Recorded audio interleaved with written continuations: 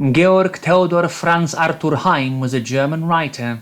He was born in 1887 in Jelenia Góra, the son of civil and military lawyer Hermann Heym and Jenny Deistrich. According to Rudolf Belke, the brother of his best friend Ernst, the strong religiosity of his father and sister Gertrude made home life for him very uncomfortable. He attended the gymnasium in Gniezno, the Friedrich Wilhelms Gymnasium in Posen, the Joachimsthalsche Gymnasium in Berlin-Wilmersdorf, and finally the Friedrich Wilhelms Gymnasium Neuruppin, where he finished school in 1907 after not having been allowed to do so in Berlin-Wilmersdorf. He studied law between 1907 and 1911 at the behest of his father and hated it, switching back and forth between several universities. In 1911 he began working for the court in Lichterfelde, but was fired 4 months later after accidentally destroying court materials. His dissertation was also rejected by the University of Würzburg in 1911 because of too many grammar and spelling mistakes. He attended language courses in English and Chinese, wanting to become an interpreter.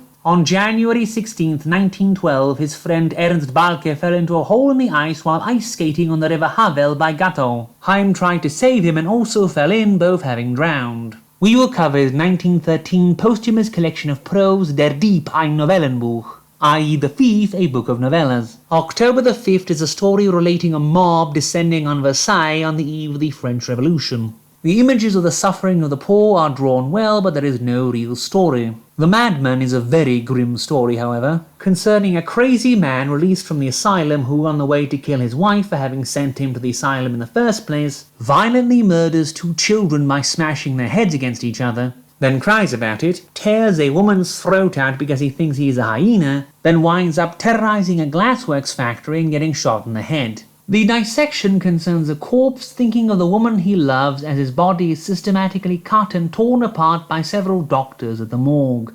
Jonathan is the story of a man who wound up in hospital with mangled legs and got a momentary hope of recovery by talking to his new neighbour, but after he is banned from talking to her and told to stay in complete silence for 3 months, alone and guarded by a nurse to make sure he does not talk to the woman again, his legs swell up horribly, get amputated, and he dies, following a skeletal form into eternal darkness.